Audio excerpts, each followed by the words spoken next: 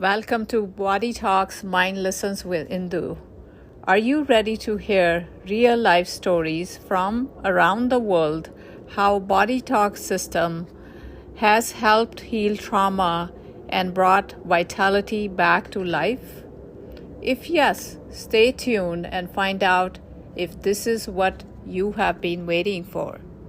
Indu from bodytalksmindlessons.com with another exciting episode of our podcast. But before I introduce my guest, I just wanted to remind you that Body Talk is a complete healthcare system that invokes your self healing in a very gentle yet powerful way. Now, a little bit about my guest, and then I will let her fill in all, all the details. Her name is Cress Spicer. She's from Canada. She has been a certified Reiki master for 20 plus years, and then she started her journey as a body talk practitioner and also as an instructor. The exciting part is that she has been spending 20 years working with autistic children using the tools that she acquired. And she has also authored a book on this topic. So, very excited to welcome Cress. Hello, Cress. Hello, thank you so much. I'm really excited to be here. Thank you for Yes. inviting me. Oh, my pleasure, Cress. How are you? I'm really good. It's freezing here. It's like -10. It's never this cold. In we live in Vancouver. It's freezing and it's really heavy snow today. But it's nice. We went to the beach and like nobody was there. So there you go. She's in Vancouver, Canada. Yeah, Beautiful, beautiful place. it is. Yeah, we're very lucky to live here. Yes, absolutely. I love it. Of Thank you. course, I'm in sunny California. Wow. Really? What's the temperature like there right now? Right now, it is about 50 degrees. Oh, nice. Yeah, and I still think it's cold, right? That's funny. Yeah, our band of tolerance is only 10 degrees up and down, right? All right, so let's get on with our podcast today. So to start out with, growing up, what were your dreams? What do you think you were gonna grow up and become? And how did life actually turn out to be? Well, actually, when I was a child, I wanted to I really love dancing. And I also had training in dance too. I performed in England and in Canada. And I also wanted to do acting. I loved acting at school as well. And then I have a diploma in acting. So I studied acting.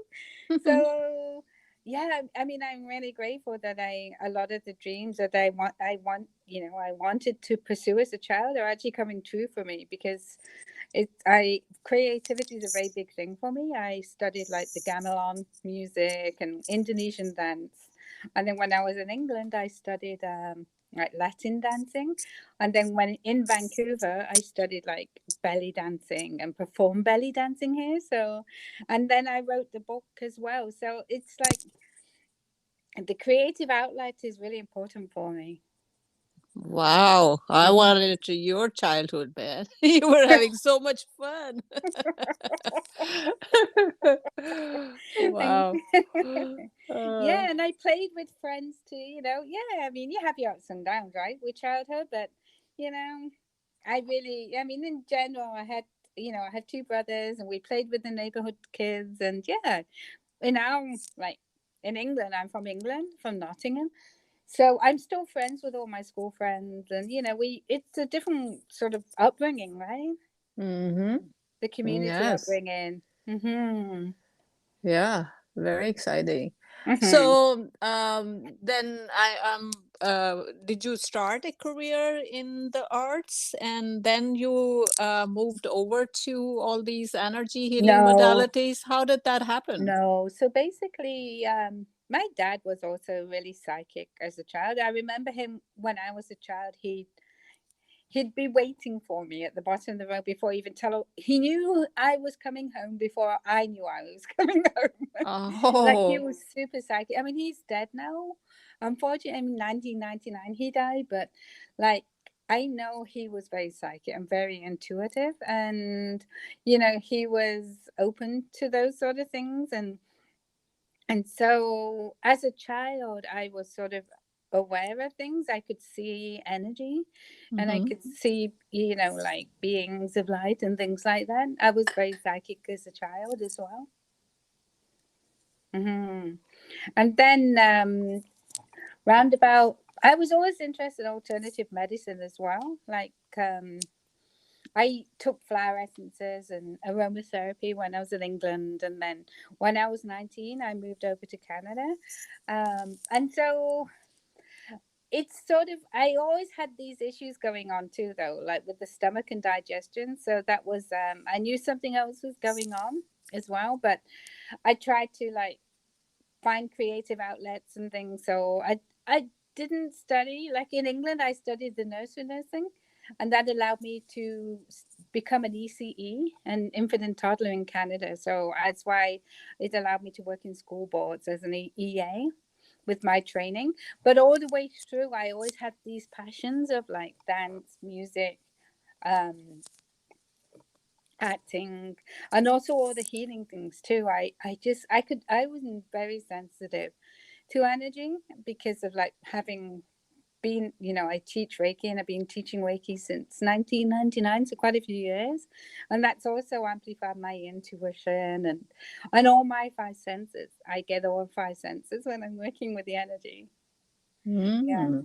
Yeah. Which is a gift and sort of a pain sometimes, right? Okay, so nobody Mhm. had to convince you. It was already in your blood, it was It in was. your environment, Yeah. and then it started becoming a career for you in terms of Mm-hmm. a Reiki master. Good for you. Mm-hmm. Wow, that was uh, looks like an easy transition. Yeah, it was just like following the flow of things. I did in 2002. No, 1994. I started studying Reiki, and then Hmm. took my Reiki level 1, and basically because I wanted to do things alternatively. Hmm. My family did things like the medical route and things, and that's okay, whatever works for you, right? But Yeah. I wanted to look at things from a different angle and understanding why things were happening, and I wanted to like do things for myself and learn about it. And yeah. Yeah, well, one thing, we use these words interchangeably, but Mhm. what do you think about alternative versus complementary medicine or modalities? You think things work together, Oh or yes, this yeah, or the definitely. other? No, definitely. I mean, it should. That's how it should be. Alternative complementary medicine should be complementary with like regular mainstream medicine, Mm-hmm. because it has its place, right? My dad like died of a lung disease in 1999, but he was open to like reflexology and a few other alternative things at the end. But Mm-hmm. yeah, I mean, that's whatever path is whatever suits you, right? I mean, I'm very into the alternative complementary medicine, but if nothing against mainstream medicine, it totally serves its place and function. Yeah, absolutely. Yeah. That's exactly how I wanted to think of it. And everybody and every stage of life, there is Mm-hmm. something new that you may need in Mm-hmm. addition to whatever else you're doing. Well, So, exactly, yeah, exactly. so Yeah. nobody's saying that, don't use Western medicine. What we're No, saying is that no. be open to what is showing up and then give it a try. Totally. And Mm. the equation may be different at different stage of life, so just be open to trying things out. When one thing is not working, hey, there may be another Hmm. thing that you may need at that stage of life. So Totally. Totally. Yeah. Yeah. I good. mean, it's great. Like the Western medicine's great for emergencies and things, right? When people have accidents and Of things like, course. and things like Yeah. that, it's great. Hmm. Mhm. Yeah. Now, this is a question that a lot of people ask, and maybe you are the best person to give us the definition or the differences, similarities. How do you compare Reiki with body talk? Right? I'm sure you have been asked that Yeah. before. Frequently asked question. Yeah, it is. It is. So basically, the way I see it, that Reiki is an energy based modality. And so is body talk too. But Reiki, you what it is that it's there's four levels to Reiki, and it's working with the universal life force energy. And what you do is there's four levels. Reiki level one, and then in that Reiki level one, you're attuned to the universal life force energy, and then it's the way I see the Reiki level one is like the grounding of the energy. And then in the Reiki level two, you're having another attunement, but then you receive an attunement to like three symbols, Reiki symbols. And then you get to learn techniques to do distance healing, and then you can work on yourself and with other people as well. And then in the next level, which is the Reiki master level, you you receive a Reiki attunement into the Reiki master level, and then in the Reiki master level, you also receive more Reiki symbols. So, and then that allows your the Reiki to become more powerful, and also you can like you learn all these different meditations and things, and then the Reiki master teacher, you're then learning. It's like the Reiki master teaches often like a whole weekend, because that's when you get to learn how to teach Reiki. You receive an attunement for becoming a Reiki attunement to become a Reiki master teacher, and then you also receive like six or seven more Reiki attunement symbols and Reiki symbols. So, and what that allows you to do, it works. The Reiki is a very I mean, it was my first training, the Reiki, and I'm so grateful to have that training, because it's giving me an insight into energy and how energy feels, and working with energy, and working in the different levels, like the aura, learning about the chakras. And then, yeah, so basically, the big difference between Reiki and body talk is that with the Reiki, you're receiving symbols, Reiki symbols to empower the Reiki energy. And the Reiki energy is just like universal life force energy. It's the chi energy, it's the ki energy. Reiki is a Japanese form of healing. And then with the body talks is a combination of the osteopathic, chiropractic, Vedic, Chinese, Western medicine principles all mixed together. And it was founded by Dr. John Veltheim. And basically, the way I see the differences is that with the body talk, you learn a course, and you receive manuals with the Reiki too, but it's not the same. You're learning all about different things in body talk. You're learning about organs, endocrines, body parts, eight chakra. You're learning about matrices, consciousness. It's a consciousness based form of energy medicine too. The body talk is as well. Hmm. Yeah. Well said. Well said. Thank you. Uh-huh. And also, okay, so maybe my view is very limited. I Hmm. never learned Reiki. I only Hmm. know body talk. Hmm. And the way I see body talk is that it is a combination of so many Yeah. different things out there, Yep. and it makes such a beautiful uh, uh, combination. Hmm. And on top of that, whatever else you know, you can bring that as a complement to your Exactly. body talk session. And Exactly. that is Exactly. amazing that it is so open. A lot of the things people say, okay, I practice only this, Yeah. right? Yeah. And here you can say, I practice body talk and whatever else. Exactly. It could come in as another modality. I think most of the sessions I do, like Reiki's coming in with it too. It's always running. Exactly. Exactly. So it's not that you do this and you don't do that. It Right. says, and that's exactly, how body works. Yeah, It can take exactly. in various different ways of healing. So, Mm-hmm. Mm-hmm. yeah, good one. Now, you have been practicing body talk for, about 20 years, I think you said. 2004, I became a yeah. Okay. 2004, sorry. I started studying body talk in 2002 and became a certified body talk practitioner in 2004. Quite a few years. Yeah. So was there how were you introduced to body talk? A lot Well, of people have some story yeah, that totally. suddenly something showed up and Yeah, yeah, yeah. so So it's I, always an event.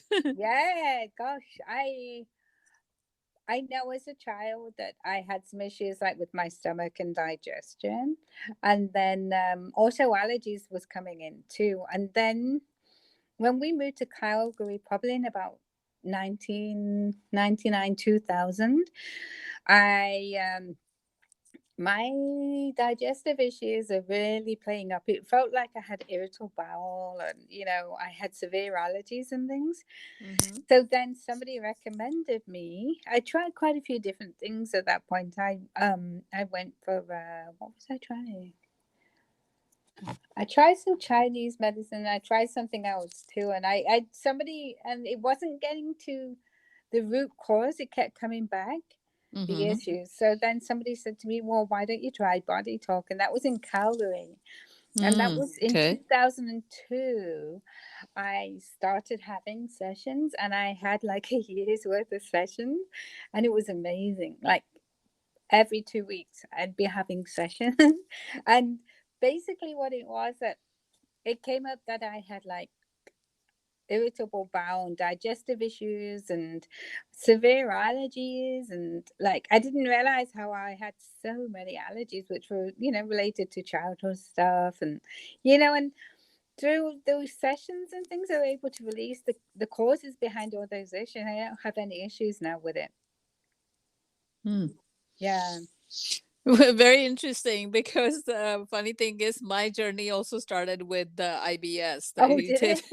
it? No, no, yeah, well, I had many other issues, but Hmm. the first session that I experienced Hmm. body talk, and my issue was IBS, Hmm. and it did go away temporarily, but then of course I learned a lot of things about behind the IBS. Yes. The Yeah. the best thing was that somebody giving you a story behind your symptom.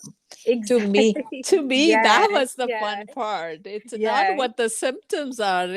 Somebody telling me that XYZ is going on, and that is what is irritating Yeah. me inside. I'm going, what? you know?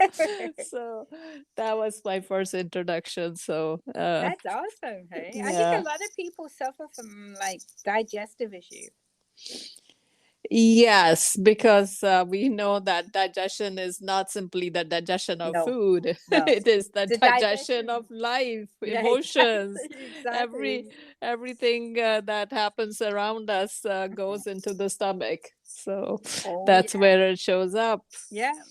Yeah. Yes, it is. Yeah, it's so important here. I now realize that you're still learning more about body talk every day, and but just that's the importance of digesting everything.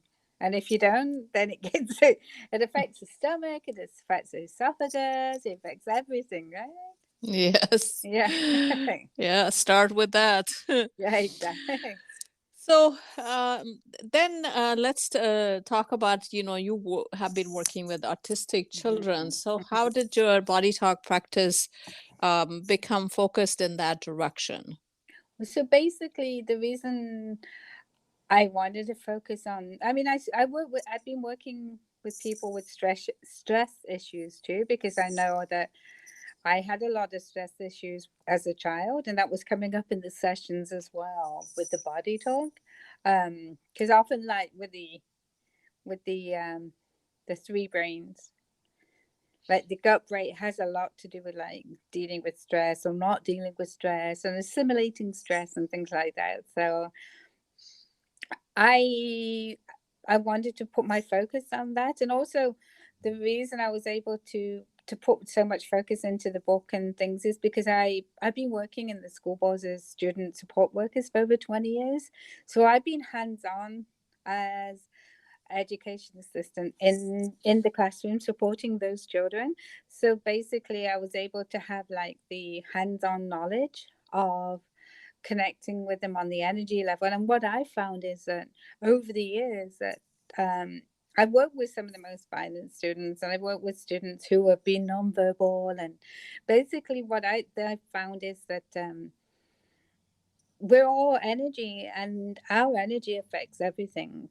And how we're feeling can really make a child's day or not. And sometimes there was one school board I was working in, and the behavior consultant came in from the school board, and they're like, Mm-hmm. why is it that when you're around, even if I don't need to say anything, the students just need to calm down around me because they're picking up on my energy, right? Oh, wow. Yeah, yeah, yeah. And that's, yeah, it's not, it's because also what I found that in I've been communicating a lot with the students telepathically too, especially the autistic kiddies. They're very connected to the higher mental levels, and sometimes they're not grounded in the body. And quite a few of them are nonverbal. I've been working with over the years, and even now when I'm being out places and I'll look at a student or look at a child, and I'll know they will like communicate with me telepathically. I mean, I have all five senses when I'm working with energy. So they can just look at me and I'll just give them a nod, and it's like they communicated to me. Mm-hmm. Hmm. Wow. Mm-hmm.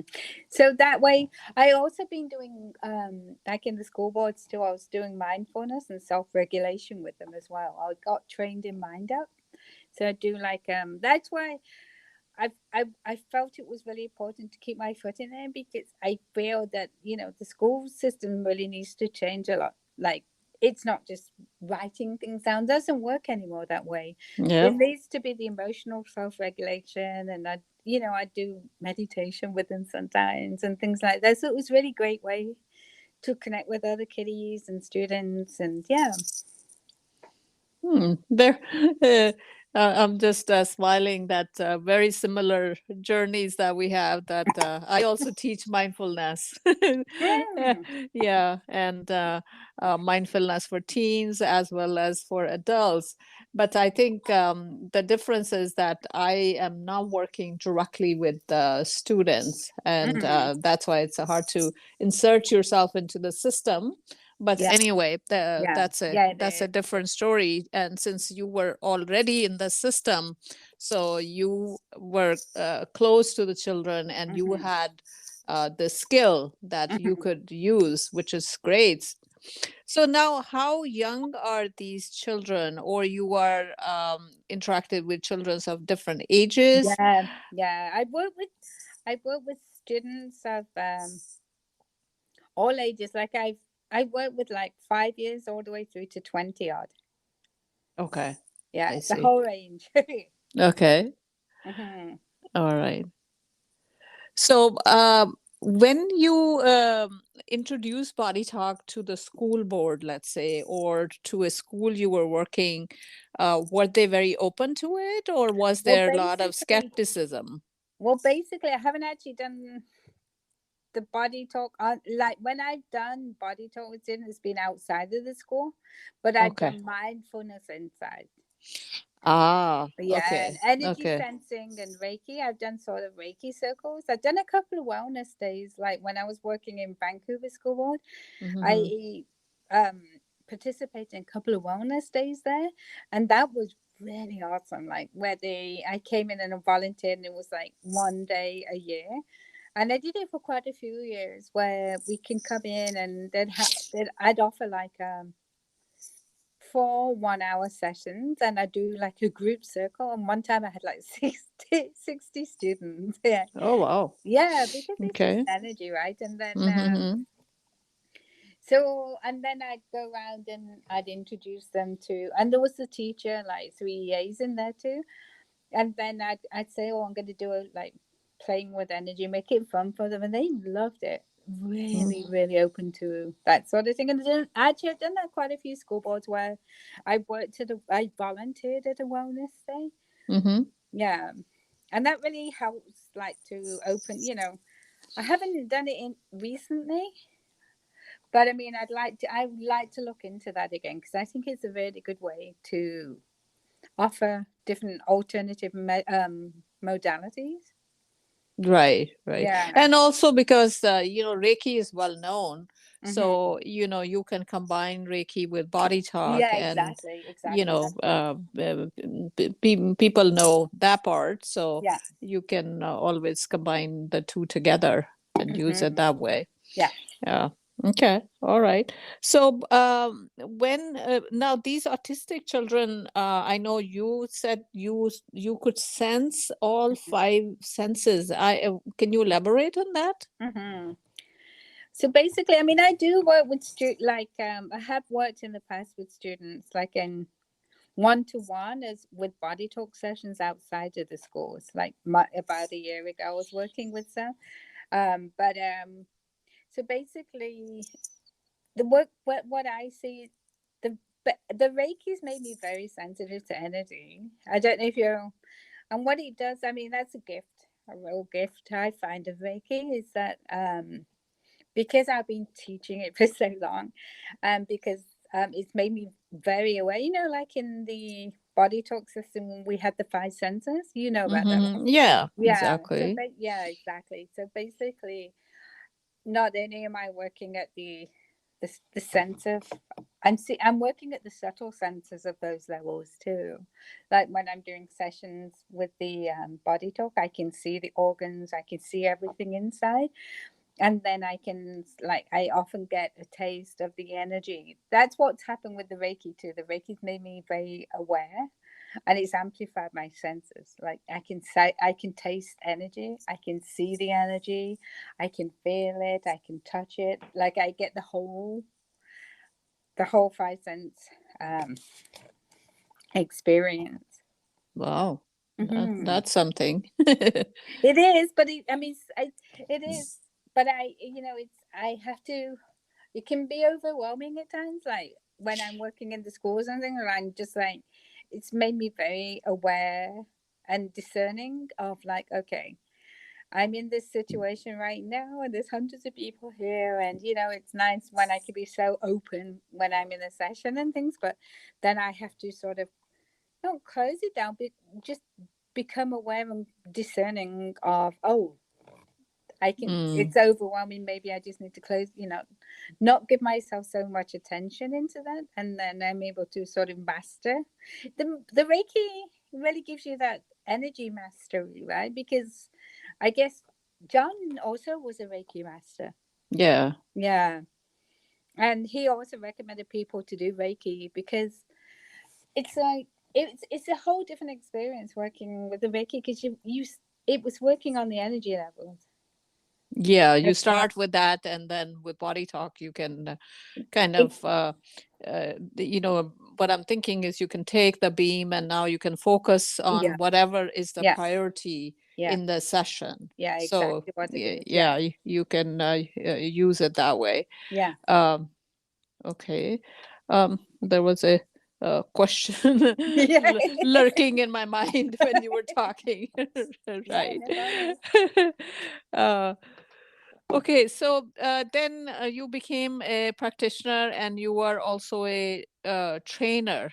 A The body act. talk access trainer. Yeah. Okay, okay. Yeah. So you are also training. Are you training in the schools, or you were just Um, taking these classes outside of school? I haven't. So I was working doing body talk access quite a few years ago in a college here, a wellness college. That was really fun. And then and I've been teaching some classes here and there, but I'd really like to start teaching again next Mm-hmm. year. Because now with the COVID and everything, it's like you can do things more online. Yeah, Yeah, exactly. so Yeah. I really enjoyed in-person teaching. I'll be honest. Like I like the contact with the students, even with the Reiki too. I really enjoyed teaching and connecting with people, and because and then it's just getting your mind around, okay, so it now things have to change. It's not feasible for a lot of people to come into in-person classes. They don't want it. Yeah, Not yeah, many that's people are comfortable anymore. exactly. We have all gotten used to, the comfort of my home, and I can be online. I don't have to travel. Yeah, You know, exactly. I don't have to drive. So I don't know how easy or what it's gonna be for people to go back to in-person classes, you know. Yeah, exactly, Yeah. exactly. But it's nice to have that option, right? Yeah, the Yeah, yeah. I think in the beginning, for example, if somebody wants to be a body talk practitioner, let's hmm say, so the first class that you have to take is called fundamentals, hmm and it's a 4 day class. Yes, it can be hmm taken online, but most of the practitioners as well as trainers would recommend that you take this first class in person hmm because the energy in the room and doing things hands on yeah, is very important in the beginning. hmm And then eventually, you can get more used to it and you can do things from distance. hmm But I think in the beginning, it's quite challenging to do fundamentals remotely. No, I agree with that. I did it in person years ago. Yeah, I think it's exactly. important to learn the basics, right? It's the basics of the whole body to system, the fundamentals. And Hmm. yeah, it's nice. I think it's important to be able to experience it in person too.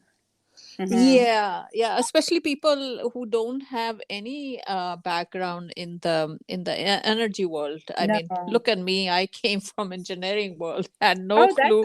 that's great. No, what? Yeah. Had no clue about this energy modality, and Mhm. then doing remote sessions was challenging until, of course, I took Mindscape very, very late. Yeah. It was hard to be comfortable doing remote sessions. In person is still a little easier because you have some physical idea how Yeah. the yes and no is going, Yeah. but Yeah.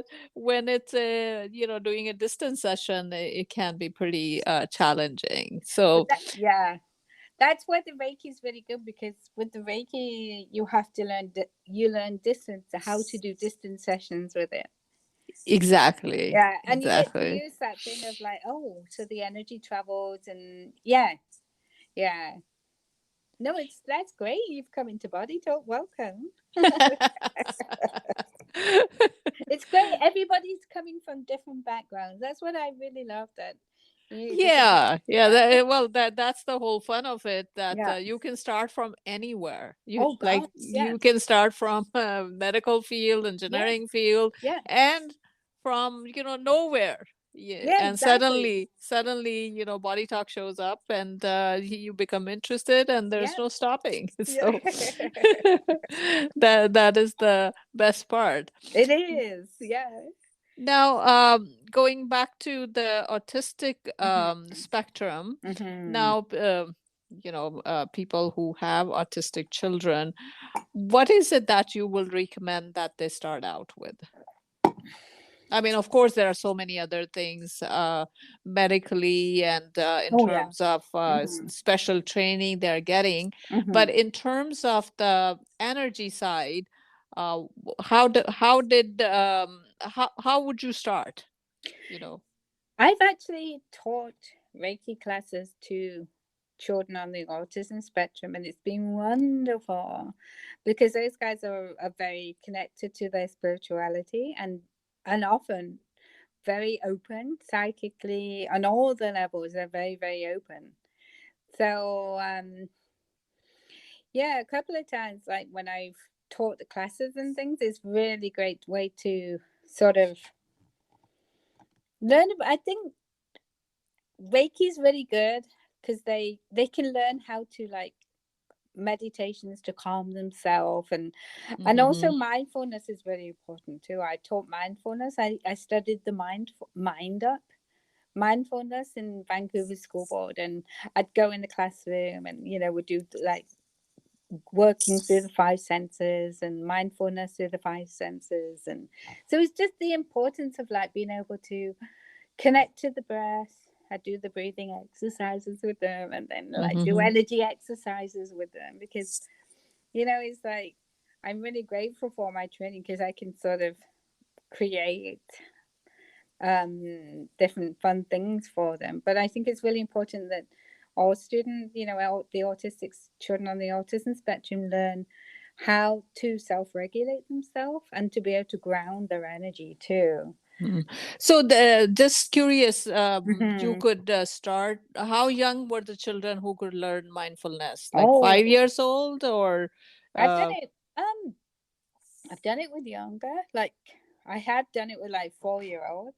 okay. Yeah, but generally, because it depends on how severe they are, what level, how well functioning they are, or high functioning or low functioning. Because sometimes with these students on the autism spectrum, they can't sit for very long, and they need to move around. And so I'd like make movement, energy, mindfulness, put things with them, and just having to play by ear with them, because it's really hard for some of those guys to sit still for very long. Yeah, Yeah, exactly. especially when they're younger too, like the 5 year old. I mean, Mm-hmm. any Yeah. 5 year old, it's really hard. But Yeah. then you get somebody on the Yeah. autism spectrum, and often they'll have ADHD and something else thrown in, and it's Mm-hmm. like it's hard. But what I have found, I really love working with healing crystals too, like world quartz and things like that. And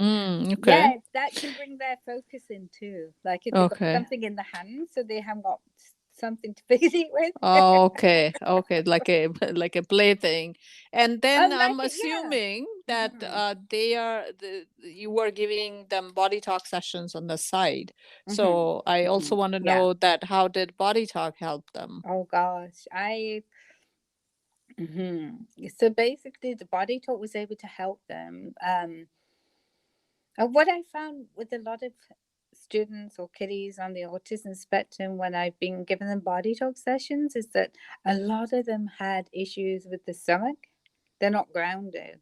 Mm, okay. Yeah, yeah. And it's actually, and also there was some, um,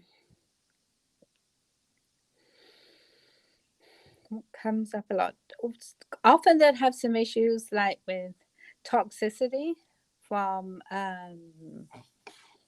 like vaccinations and things could have an effect on them too. That often will come up on sessions. And then also things in the brain, imbalances in the hormones and neurotransmitters. Mm, And working on the microbiome, a lot of those guys often have issues in that too. Like it's mm. out of balance in the microbiome in the gut brain, and yeah.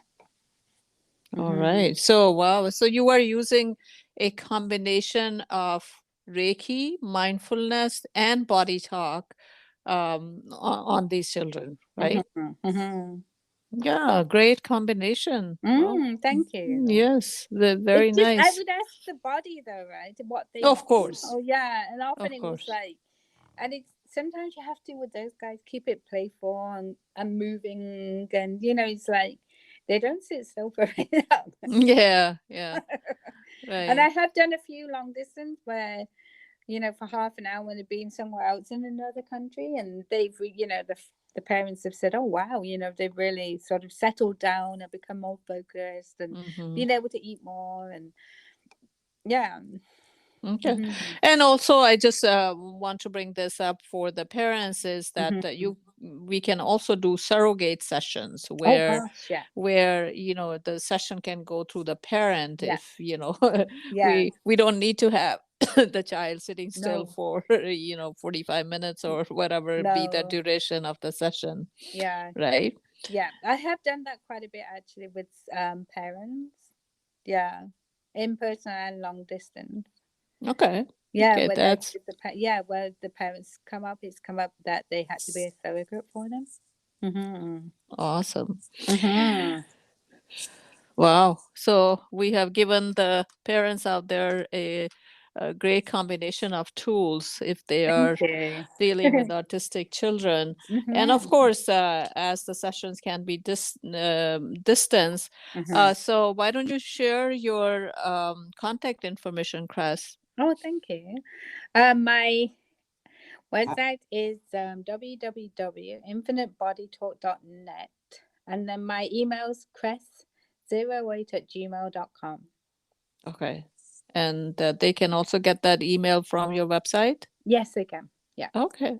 All right. That is great. You are doing such a good work out there, Thank you. Thank you definitely so much. I really impressed. appreciate In fact, a lot of people have asked me, what is the direct effect of body talk on autism? So, here you are giving me the inside it. scoop how these things have worked out. Yeah, because Uh, do especially we? when have you studied the Parama level yet? Yes, I have. Yeah, because with the Parama level too, that really works on the brain and the Mm-hmm. brains, and you can go really deep into brain links.